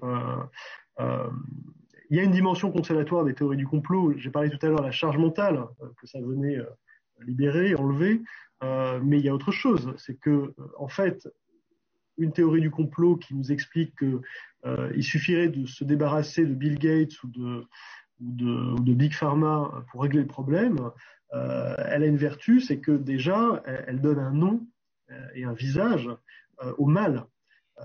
On parle d'un virus qui est microscopique et on ne le voit pas. Bill Gates, il a un visage, il a une voix, il a un nom. Donc penser qu'il suffirait de se débarrasser Bill Gates pour régler la crise, quelque part, nous rassure, nous console et réintroduit l'illusion que ce qui est chaotique est en fait maîtrisable, qu'on peut maîtriser, surmonter les choses. Et c'est intéressant, c'est une équipe de recherche canadienne qui a mis en évidence le fait qu'il y a une corrélation, l'été dernier, hein, une corrélation entre l'anxiété par rapport au virus et l'adhésion plus grande aux théories du complot sur le virus. Ce qui peut paraître paradoxal, on pourrait se dire finalement les gens qui nourrissent la plus grande anxiété par rapport à l'épidémie vont être ceux qui vont mettre le masque, qui vont se faire vacciner, qui vont appliquer les gestes barrières. Non, c'est plutôt le contraire qu'on observe en fait. Donc voilà, sans doute que la théorie du complot, elle vient là aussi donner l'illusion, enfin en tout cas nous rassurer. Voilà. Et le dernier point sur l'éducation aux médias et l'information, il y aurait là aussi beaucoup de choses à dire. Antoine a parlé des jeunes, il a raison, parce qu'ils ont été socialisés politiquement à un moment où ces idées-là ont beaucoup d'influence, parce qu'ils s'informent prioritairement, on le sait, ça concerne même les moins de 35 ans, pas seulement les lycéens ou les collégiens, parce qu'ils s'informent prioritairement sur les réseaux sociaux, eh bien, ils sont plus exposés à ces théories du complot. Mais évidemment, c'est un problème qui touche toutes les générations, plus les jeunes, mais en réalité toutes les générations. Et parlons des seniors, la plupart des seniors ne sont pas sur les réseaux sociaux, ne s'informent pas prioritairement sur les réseaux sociaux. Mais lorsqu'ils y sont, ils ont une tendance à partager plus facilement des fake news, par exemple. Et ce n'est pas contradictoire avec ce qu'on vient de dire avant. C'est autre chose. Voilà, c'est un autre éclairage. Peut-être oui, peut-être juste une toute petite remarque là-dessus. Sur cette question, évidemment, de la parole de l'OMS, ou d'ailleurs de toute parole, j'allais dire, d'autorité sanitaire au niveau planétaire, il y a évidemment des errances et des adaptations suivant la connaissance et le contexte scientifique du moment. Donc évidemment, les choses évoluent, heureusement d'ailleurs, parce qu'effectivement, si les autorités ou l'OMS n'avaient pas changé d'opinion depuis un an du tout, ce serait plutôt justement inquiétant. Mais ce qu'il faut peut-être garder à l'esprit, c'est que je reviens toujours à ce marché particulier de l'information qu'est le web, c'est qu'il y a un écrasement de la temporalité. On est en temps zéro sur Internet. Ce qui a été dit il y a 3 mois, il y a 6 mois, il y a 7 mois, il y a 12 mois est accessible au même titre que ce qui a été dit hier, aujourd'hui ou ce matin. Et évidemment, la facilité avec laquelle cet écrasement du temps, on est confronté, on côtoie les erreurs ou les errances du passé, mais qui étaient peut-être vraies ou qui, disons, était une position sensée à un temps X il y a un an, ne l'est absolument plus aujourd'hui. Mais c'est présent dans le marché des informations auxquelles on peut accéder. Et donc, mettre côte à côte, tout simplement, un ministre qui dit tout et l'inverse en 30 secondes dans une seule vidéo, c'est dévastateur. Parce qu'il y a une perte de la profondeur de la temporalité et du contexte dans lequel s'expriment ces différentes voix à ces différents moments. Et ça, c'est un travers qui est dangereux, évidemment, parce qu'en quelques secondes, on peut tout de suite donner une image exécrable ou décrédibiliser une source en lui faisant dire tout et son contraire. Oui, il y a une sorte de carambolage permanent, en fait. C'est ce qui donne, par exemple, c'est intéressant parce que l'OMS a émis un avis en juin disant, recommandant le port du masque. Ce qui n'était pas le cas avant le mois de juin. Mais un film comme Hold Up qui sort en novembre fait l'impasse là-dessus. Et on a une protagoniste d'Hold Up qui est d'ailleurs faussement présentée comme docteur en médecine, ce qu'elle n'est pas, et qui dit ah non mais l'OMS ne recommande pas le port du masque. Bah, si, en fait, ça fait plusieurs mois. Mais oui, une sorte de carambolage comme ça des faits. Bon, vous avez compris l'idée. Alors, comme il y a beaucoup de questions, je vais en rassembler plusieurs sous forme de 2 questions. Et puis, il y a une personne qui veut aussi, Benoît Cluse, poser sa question à l'oral. Alors, dans les questions, il y a des questions sur le négationnisme. Comment peut-on considérer que nier la Shoah est une forme de complotisme? Voilà, comment les deux argumentations peuvent se conjuguer ou se conforter l'une l'autre. Il y a aussi une question sur l'émergence des sectes liées aussi à cette amplification du complotisme. Et puis, donc, la question de Benoît Cluse, s'il veut la poser et s'il est prêt à la poser. Sinon, on commence par ces 2 questions avec nos invités. en attendant que vous... Ah si, vous êtes là. Allez-y. Vous m'entendez bien, ça va? Ouais. Oui. Super.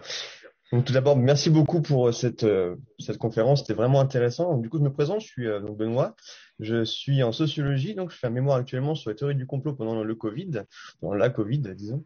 Et donc j'aurais deux questions. La première, ce serait pour vous, du coup, qu'est-ce qu'un complotiste? Parce qu'on parle du coup du complotisme, mais ça sert, finalement, c'est un petit peu une doxa donc générale. Donc j'aimerais vraiment qu'on définisse du coup ce terme ensemble. Et ensuite, une deuxième donc petite question, finalement, qui apporte un premier degré donc de réponse.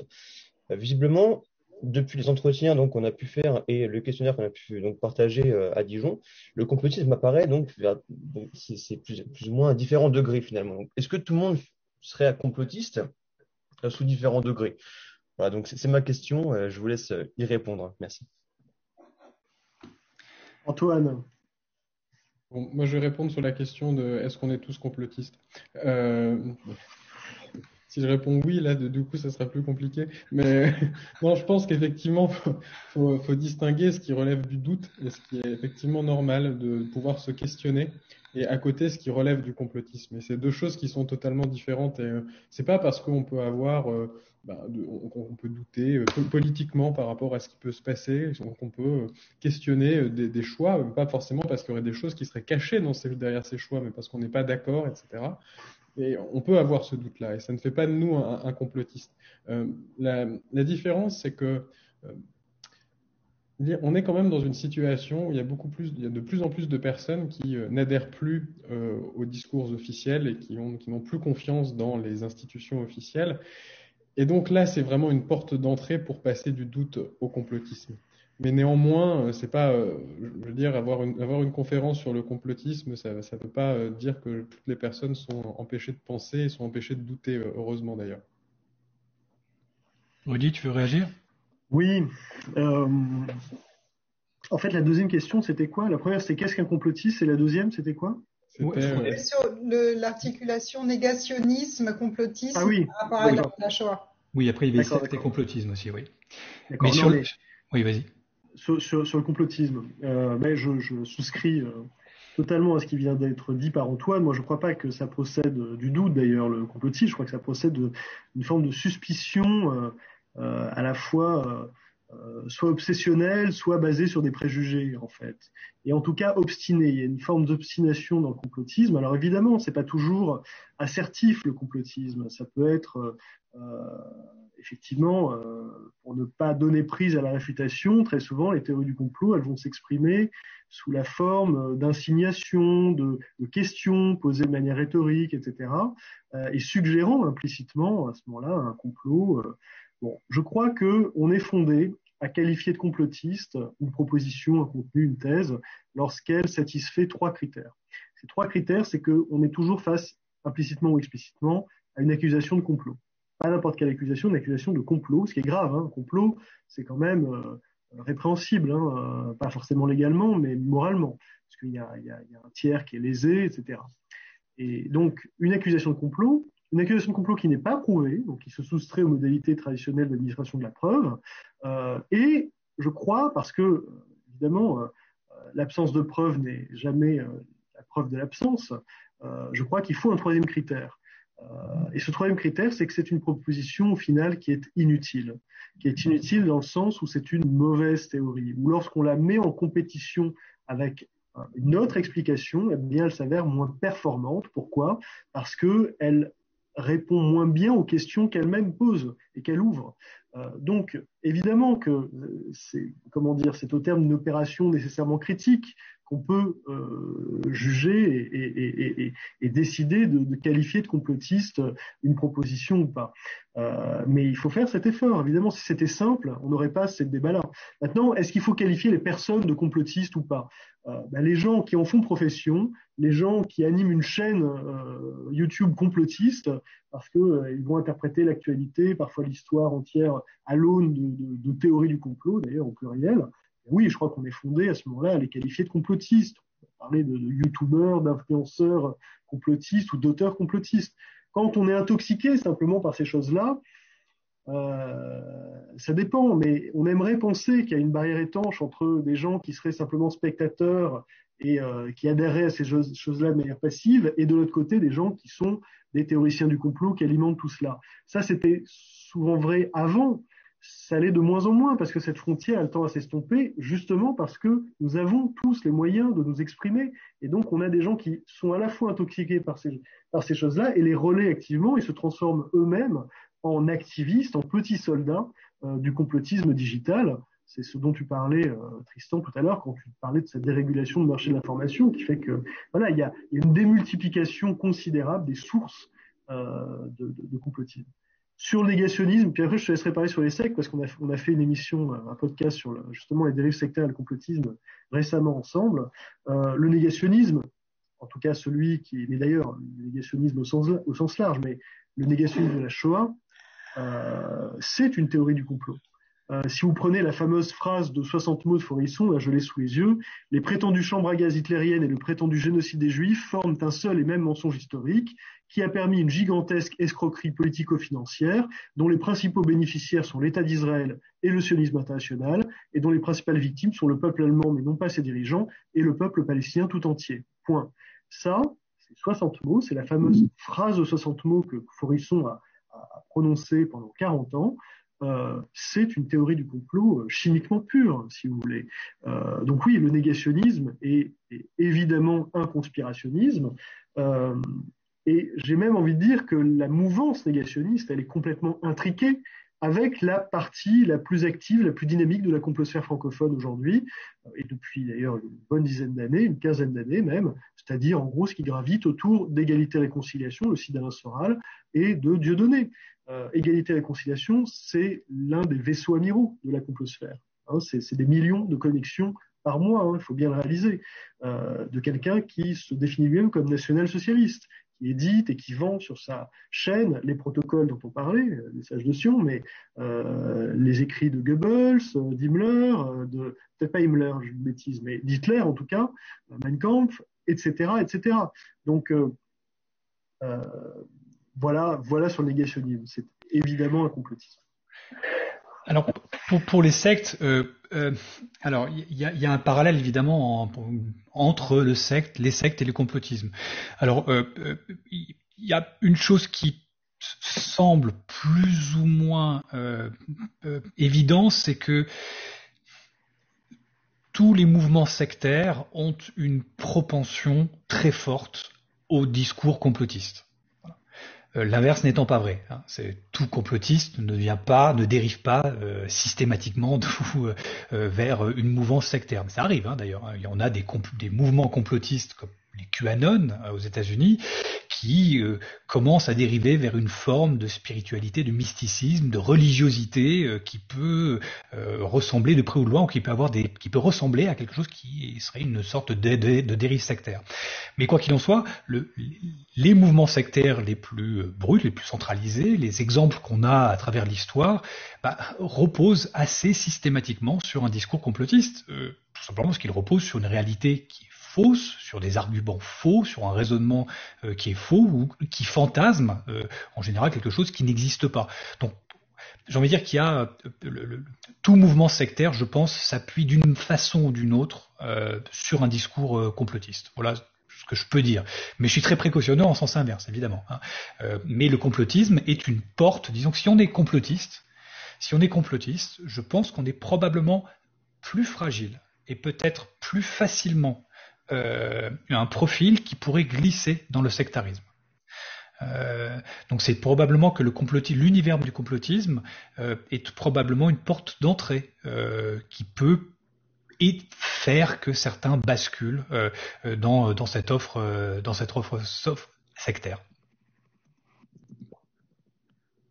Alors on a des échanges sur la question de quelles sont les tranches d'âge les plus poreuses au complotisme. Alors évidemment, il y a une personne qui s'insurge un peu pour dire que ça ne lui convient pas qu'on précise que ce serait plutôt les jeunes qui seraient sensibles aux théories complotistes. Et elle défend bien sûr l'idée que les jeunes sont bien sûr tout à fait aussi capables de s'informer en discriminant les fake news de la vraie information. Bien sûr, peut-être vous redirez un mot sur cette question de l'accès à l'information et de quelles sont les catégories ou les tranches d'âge les plus sensibles à pas seulement l'âge d'ailleurs, aussi peut-être les paramètres socioculturels, oui. voilà. Et parce qu'il y a une réponse donc à cette personne. Merci d'avoir partagé ceci. Donc Emma Malray, Alain Lévy lui répond en mentionnant une enquête citée par France Culture, qui à l'inverse, précisait que les 25-40 ans finalement n'achètent et ne lisent plus autant les journaux pour s'informer, mais s'informent, vous en avez beaucoup parlé tout à l'heure, et des réseaux sociaux. Voilà, dans le contexte français actuel, le débat d'idées serein et contradictoire s'avère impossible face au monopole, pour ne pas dire la dictature du politiquement correct de la pensée publique, y compris dans les milieux éduqués. Par exemple, universitaire, il fait mention de l'affaire de Grenoble. Et dans ce contexte, comment imaginer que les plus jeunes générations puissent avoir un esprit critique susceptible de réagir au prêt-à-penser que leur instillent les médias, et le combat contre le complotisme n'est-il pas désespéré? Non, j'espère que non. On vient justement d'essayer de vous donner des outils et des ressources. Voilà, peut-être un petit mot à ce sujet rapidement. Antoine, peut-être sur les jeunes générations, peut-être une remarque, oui? Oui. Donc sur le fait qu'une personne s'insurge, qu'on ait dit que les jeunes étaient plus perméables aux théories du complot, c'est vraiment un fait. Quand on reprenait les données de l'enquête Fondation Jean Jaurès Conspiracy Watch, on voyait que à niveau d'éducation égal, à position sociale égale, à comportement politique égal, à défiance dans les institutions égales, les jeunes générations sont plus perméables aux théories conspirationnistes que les générations plus anciennes. Mais après, c'est pas forcément une question d'âge, c'est une question qui est vraiment générationnelle, qui fait que les jeunes générations qui sont plus perméables aux théories du complot à l'heure actuelle ont toutes les chances, malheureusement, de l'être davantage quand elles grandiront. Et c'est là où justement on a toute cette problématique de faire en sorte que ces générations-là n'adhèrent pas aux théories du complot, parce qu'elles y adhèrent plus à l'heure actuelle, et il y a la possibilité que ça entraîne un phénomène où dans le restant de leur vie, elles y seront toujours perméables. Oui, pour compléter, tu as raison de rappeler les enquêtes qu'on a pu faire avec la Fondation Jaurès et l'IFOP, donc en décembre 2017, décembre 2018, mars 2020, qui mettent toutes cela en évidence. Ces enquêtes, elles sont corroborées par d'autres enquêtes internationales. Il y a une enquête notamment en 2018 dans 12 pays européens qui était menée auprès de 12 000 personnes âgées de 14 à 24 ans et qui montrait que 31% croyaient que des sociétés secrètes travaillaient à mettre en place un nouvel ordre mondial, que 30% croyaient aux Illuminati. Des années avant les enquêtes qu'on a pu faire, en 2014, il y a une enquête, pas du tout de nous, je crois que c'était, non, c'était pas Harris, mais un autre institut de sondage, et pour le compte d'une maison d'édition qui s'appelait Fleuve Noir, sur les Illuminati, et qui montrait très clairement que les jeunes, ils sont beaucoup plus poreux, beaucoup plus perméables. Donc, comme tu le dis, Antoine, on enregistre comment dire, ce qu'on mesure, quoi. C'est-à-dire qu'on n'invente pas le fait que les jeunes sont plus perméables à ça. Sur le négationnisme, par exemple, qui est résiduel dans l'opinion publique française, mais comme on en parlait à l'instant, c'est pas inintéressant d'y revenir. Le négationnisme, c'est l'idée que la Shoah n'a pas existé, que c'est un mythe, ou alors qu'on a largement exagéré le chiffre des victimes. Ça concerne entre 1 et 2%, 3%, je crois, de la population française. C'est-à-dire quasiment rien. C'est l'épaisseur du trait. Pour être zéro, c'est à peu près pareil. Mais quand même, ce 3%, il est intéressant parce que lorsqu'on regarde précisément par tranche d'âge, on s'aperçoit que les moins de 25 ans, ils ne sont pas à 2%, ils sont à 10%. Donc là, ça dit quelque chose. Lorsque on propose comme item, il est possible que la Terre soit plate et non pas ronde, comme on nous le dit depuis l'école. Platisme, stade suprême du complotisme, s'il en est. C'est 9% dans l'opinion. Encore une fois, l'énoncé, il est libellé comme ça. Il est possible que, c'est pas. Mais ce qui est intéressant, c'est que chez les plus de 65 ans, on est à 3% seulement. Et que chez les 18-24, on est à 18%. Donc on a un rapport de 1 à 6 entre les seniors et leurs petits-enfants là-dessus. Donc voilà, ce que je veux dire, c'est qu'on l'a pas fantasmé, on l'a pas inventé, c'est quelque chose qu'on constate et qu'on n'est pas les seuls à constater. Et évidemment que les jeunes sont capables de comprendre, mais encore faut-il leur transmettre les outils les critiques pour repenser, pour se forger une opinion, qu'on leur donne des clés, y compris de maîtrise d'une discipline scientifique, de familiarité avec l'histoire, avec la culture littéraire, pour justement faire écran à la séduction du complotisme. Les autres variables, très rapidement, je suis désolé, je suis très long dans les réponses, mais là on a parlé de l'âge ou de la génération, l'effet de génération. Il y a des variables évidemment socio-économiques, le niveau de vie. Plus on est riche, moins on croit à ces choses-là, la théorie du complot. Plus on est diplômé, moins on y croit. Et là encore, il faut faire la même nuance que sur l'âge, c'est-à-dire qu'on peut être très diplômé et très riche et croire à des théories du complot. Donald Trump n'est pas très diplômé, mais il est très riche. Il croit à beaucoup de théories du complot, ou en tout cas, il donne l'impression d'y croire. Donc, c'est pas évidemment, comment dire, incompatible. Et puis, il y a une autre variable importante, au-delà de la manière de s'informer, qui est assez déterminante, c'est la variable politique. On l'a un peu effleuré tout à l'heure quand on parlait des Gilets jaunes, mais lorsque, en décembre 2018, on a mené le premier sondage en France sur le complotisme et les Gilets jaunes, eh bien, on voyait que les gens qui se définissent eux-mêmes à ce moment-là, c'était 5 semaines après l'émergence du mouvement des Gilets jaunes, qui se définissaient comme Gilets jaunes eux-mêmes, eh bien, étaient très clairement 2 fois plus complotistes que la moyenne, sur tous les items. En moyenne, par exemple, on avait 22% des gens qui souscrivaient à l'idée qu'il existe un complot sioniste mondial. 22%, c'est déjà considérable, un cinquième des Français. Chez les Gilets jaunes, on était à 44%. Chez les sympathisants de Marine Le Pen à 36% et chez les sympathisants LFI à 33%. Voilà. Sur l'idée que le virus a été fabriqué en laboratoire, qu'il est sorti d'un laboratoire, on est dans l'opinion publique française en moyenne à 26%. Chez les sympathisants du Rassemblement national, on est à 55%. Voilà. Donc là, il y a une variable politique qui est à prendre en compte. Alors évidemment, à l'époque, Marine Le Pen, on lui a demandé de réagir sur France Info, je crois, à ces chiffres. Elle a dit, mais s'ils y croient, pourquoi pas, après tout? Voilà. Et puis, qui je suis, moi, pour les juger et pour dire qu'ils sont complotistes? Ils ont sans doute des très bonnes raisons de le penser. Oui, elle n'a pas s'aliéner 55% de ses sympathisants en disant qu'ils sont fous, paranoïaques et complotistes, même si c'est pas ça, d'ailleurs. Donc voilà, voilà les quelques grandes variables prédictives du conspirationnisme. Alors, il y a une question. Il y a beaucoup d'enseignants qui sont avec nous ce soir et qui justement interagissent sur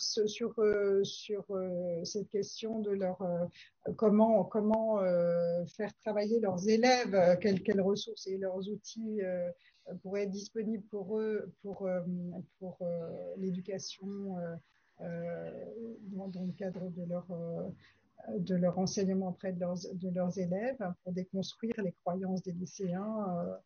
Voilà, je crois qu'on a donné quelques éléments là ce soir. Il y a une question aussi, oui, au début on vous a donné les références des différents sites qu'on a évoqués au début, sur lesquels sont très engagés nos intervenants. Il y a également une question par le biais de YouTube. Quels moyens, c'est une grande question, vous allez faire une nouvelle conférence, quels moyens a le simple citoyen pour lutter contre le complotisme, l'articulation complotisme et antisémitisme sur le web? Je pense qu'effectivement, Conspiracy Watch y répond assez bien. Et peut-être justement sur ces questions-là, vous l'avez évoqué au tout début lors des premiers tours de table, sur au fond la réactivation du mythe du complot juif et les grands mythes antisémites dans ces questions très contemporaines de la pandémie. Est-ce qu'on peut reprendre quelques éléments à ce sujet là? Rudy, Antoine, oui. Ou vas-y Antoine, moi je parle beaucoup, je suis désolé. Bah, écoutez, on a déjà un peu abordé ces points-là en l'occurrence. Je vois pas trop ce que je pourrais ajouter par rapport à ce qu'on a déjà dit. Bon, je vais juste. On a encore combien de temps, Pauline? On a encore une dizaine de minutes, je dirais. Une dizaine de minutes. Bon, alors rapidement sur les outils. En fait, il y a une abondance d'outils déjà disponibles aujourd'hui, d'outils pédagogiques. Je pense notamment au Clémy, parce qu'il y a sur le Clémy, sur Canopé, sur ce site dont j'oublie le nom, mais où il y a énormément de ressources, y compris audiovisuelles, donc dont les profs peuvent s'emparer, pédagogiser, d'accord, et travailler avec leurs élèves. Moi, je suis pas enseignant, donc je suis mal placé pour donner des conseils très pratico-pratiques aux profs là-dessus. Mais il me semble qu'il est important de montrer ou de faire passer l'idée que les théories du complot, ça n'est pas nouveau, que d'autres par le passé ont pu être dupés par ces choses-là, d'une part, et que par ailleurs ces choses-là ne sont pas des simples petites histoires rigolotes, c'est pas que folklorique, ça l'est aussi. X-Files, c'est Da Vinci Code, etc. Mais c'est aussi des produits toxiques, les théories du complot, qui peuvent être instrumentalisées politiquement avec des conséquences funestes. Ce n'est pas pour rien que l'auteur d'une des grandes études sur les protocoles des sages de Sion, Norman Cohn, avait intitulé son livre Warrant for Genocide, c'est-à-dire un passeport pour un génocide. Parce que les protocoles des sages de Sion, d'ailleurs c'est l'un des ouvrages, il y en a peu qui sont cités dans Mein Kampf, c'est pas pour rien, c'est littéralement un permis de tuer, puisqu'on assassine les Juifs au nom d'un complot qu'on leur reproche, d'un complot mondial absolument, comment dire, planétaire, criminel, etc. Donc voilà, dire les conséquences désastreuses et funestes et criminelles que ces théories du complot ont pu avoir dans le passé, dans la longue histoire, dans l'histoire du XXe siècle et jusqu'à récemment, à travers notamment les épisodes terroristes qu'on a pu connaître en France et ailleurs, et pas seulement djihadistes oui, mais aussi du terrorisme d'extrême droite, identitaire, suprémaciste blanc, etc., ce qui s'est passé avec Christchurch. On parlait de dérives sectaires, mais l'acte criminel, le passage à l'acte criminel terroriste est très souvent motivé par des représentations idéologiques de type complotiste, ou marquées au coin du complotisme, une forme de paranoïa, d'idée qu'on est assiégé, etc. Et puis, on a fait l'information aux médias et oui, et l'antisémitisme. Très franchement, s'il nous reste 5-10 minutes, on n'aura pas le temps d'aborder l'extrême richesse, malheureusement, du phénomène. Mais, comment dire, c'est très présent. Voilà, c'est très présent, notamment sur le Covid, pas seulement. Mais c'est effectivement très présent. Nous, on essaie de documenter Conspiracy Watch tout cela le mieux possible. C'est sans doute pas un travail exhaustif que nous menons parce que nous avons quand même des moyens limités. Mais nous sommes soutenus par la Fondation pour les morts de la Shoah. Et grâce à cela, nous pouvons avoir justement un média professionnel qui est à la fois un lieu de ressources pour les profs et pour les citoyens au sens large et un lieu d'analyse critique de ces choses-là, le plus objectivement possible, mais aussi résolument engagé contre. C'est-à-dire que nous défendons une ligne d'intransigeance par rapport au complotisme. Donc le dernier point, ce serait de faire passer le message que, je crois, moi à titre personnel, c'est ce que j'ai essayé d'écrire d'ailleurs, que on a été collectivement trop indulgent ou trop complaisant avec ce complotisme qui n'a cessé de monter ces dernières années, qui continuera à le faire par simple remplacement générationnel, pas démographique, mais générationnel. Et c'est un problème. C'est un problème pour notre capacité à continuer à vivre en démocratie, réellement. C'est une conviction très profonde. Donc voilà, essayons ensemble justement de faire échec à cela, parce que le pire n'est jamais sûr après tout, et en commençant par cesser d'être indulgent avec ça. Voilà. Alors peut-être juste quelques petites remarques là-dessus, très générales. Il y a peut-être, si on était effectivement en tant que professeur, si on a effectivement des plus jeunes en face de nous, il y a des expériences qui ont l'air de marcher, que j'ai vu. Il y a Spicy, il y a Thomas Huchon qui a pas mal poussé ce type d'exercice, qui est peut-être d'ailleurs un classique, enfin en tout cas je le signale, qui est d'inviter les élèves à construire une théorie du complot et à la défendre, mais de construire une théorie du complot absurde.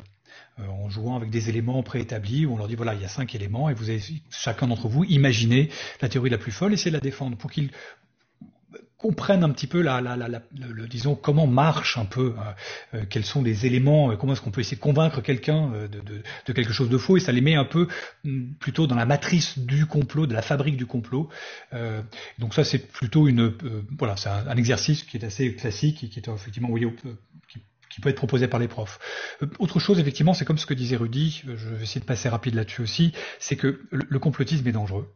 Et que le complotisme est aussi d'une machine, c'est ce que vient de dire Rudy, mais je le dis aussi avec mes propres mots, c'est en général quelque chose qui met une cible sur des gens, sur des communautés. Il y a rarement un complotisme qui n'accuse pas quelqu'un ou une communauté. Le complotisme accuse toujours quelqu'un, une entité, et quelque part une entité soit avec des noms, soit des individus identifiables, soit et donc c'est la matrice profonde du complotisme, c'est de mettre une cible sur des gens. Et effectivement, ça peut se traduire par des choses absolument dramatiques. Donc le complotisme, c'est pas anodin. Dernière petite chose, et j'arrêterai là-dessus, parce que moi aussi je suis un peu bavard, c'est que tout complotisme n'est pas, enfin, les complotismes n'est pas anodin en général. Et on peut partir, et ça c'est un exemple que je donne toujours, mais on peut considérer par exemple que le fait que les pyramides aient été construites par des extraterrestres, on pourrait dire bon, ok, c'est pas dangereux, c'est pas dramatique cette théorie, c'est juste voilà, c'est récréatif, les gens regardent ça, matent des vidéos, il y en a de nombreuses sur YouTube, ça n'a pas beaucoup d'enjeux. Sauf que si on tire le fil de tout ce type de théorie, on arrive à des choses beaucoup plus graves et beaucoup plus dramatiques. Pour une raison simple, c'est que si on nous a menti sur les pyramides, ça veut dire que le ministère de l'Éducation nationale nous a menti sur les pyramides, et donc le ministre de l'Éducation nationale et donc le gouvernement est couvert par le président, et tout ça, tous les pays du monde nous cachent cette vérité-là, donc il y a un complot mondial. Vous voyez, on part d'une simple petit délire exotique sur les pyramides faites par les ovnis, et on termine avec un complot mondial. Donc en fait, toute théorie complotiste est une porte d'entrée, un rabbit hole, comme on dit en anglais, qui peut nous emmener sur des choses beaucoup plus graves, même quand ça semble un peu folklorique et marrant et décalé. Voilà. Très bien. Mais écoutez, il y a encore beaucoup de questions auxquelles on n'a pas pu répondre. Évidemment, là, vous êtes très présents. Merci beaucoup les uns les autres dans le public. Il y a vraiment une remarque. On va prendre quelques minutes pour conclure, bien sûr. Il y a une remarque qui est faite sur sur le lien entre le développement du complotisme et puis les zones d'incertitude, des périodes d'incertitude dans lesquelles on peut se trouver, ou de crise ou d'incertitude, qui sont le terreau évidemment, qui rendent possible le développement de ces théories. Vous avez beaucoup de remerciements aussi. Je crois que Alexandre a partagé un certain nombre de ressources en ligne également, qui sont intéressantes. Voilà, peut-être un petit mot pour conclure, c'est ce que vous venez d'évoquer aussi sur la dangerosité de ces théories qui mettent en péril le vivre ensemble, au fond. Et ça, c'est vraiment une constante à toute époque. Pour la période qui concerne toute l'avant-guerre et la montée des périls, l'antisémitisme, et ce qui a rendu possible ensuite la Shoah, on peut dire que voilà, c'est aussi fondamentalement cette grande question-là qui se pose sur voilà, comment le complotisme finalement empêche la cohésion du vivre ensemble. Peut-être un petit mot chacun pour conclure. Antoine ? Oui. Pour conclure, effectivement, les périodes d'incertitude, c'est extrêmement fertile pour les théories du complot, et on le constate vraiment dans la période actuelle. Peut-être, disons, un questionnement qui serait de se dire à quoi ça servirait d'avoir un travail de débunkage des théories du complot. Les complotistes vont continuer de croire à leurs théories de toute façon. Bon, est-ce qu'ils écoutent vraiment Tristan sur France Inter le vendredi matin, et même est-ce que voilà, mais est-ce que pour autant ça n'a pas d'intérêt? Mais si, c'en a un, parce que il y a beaucoup de personnes qui sont justement dans ces périodes d'incertitude hésitantes, et qui peuvent être convaincues à la fois par les théories du complot et à la fois par des arguments qui sont plus rationnels. Et c'est justement notre responsabilité à tous de pouvoir apporter ces arguments rationnels avant que les personnes puissent sombrer, parce qu'une fois qu'elles ont sombré, c'est beaucoup plus difficile de pouvoir venir les repêcher. Donc voilà, un petit message d'espoir pour la fin. Moi, juste pour conclure, je suis tout à fait d'accord avec ce que vient de dire Antoine, c'est parfait. Faut rattraper par la manche, évidemment, les gens qui pourraient basculer. Il y aurait énormément de choses à dire encore. Je me suis permis de mettre quelques liens dans le chat de discussion pour les participants, renvoyant un guide qui a été assez bien fait, en plusieurs langues d'ailleurs, pour comprendre les théories du complot, et puis et qui est librement téléchargeable, et puis un lien vers un certain nombre de vidéos dessinées que nous avons faites il y a quelques années à caractère pédagogique. Ce sont des vidéos assez courtes, mais je crois pas inutiles, et notamment dans un cadre pédagogique. Donc, je vous remercie beaucoup pour ce webinaire, et à bientôt. Alors, moi, petit mot de conclusion, simplement, je vais rebondir sur ce que disait Antoine. Il ne faut pas laisser ce marché de l'information aux plus militants et aux complotistes. Il faut que nous, on participe à la diversité informationnelle et qu'on offre des contre-narratifs pour qu'on soit, encore une fois, une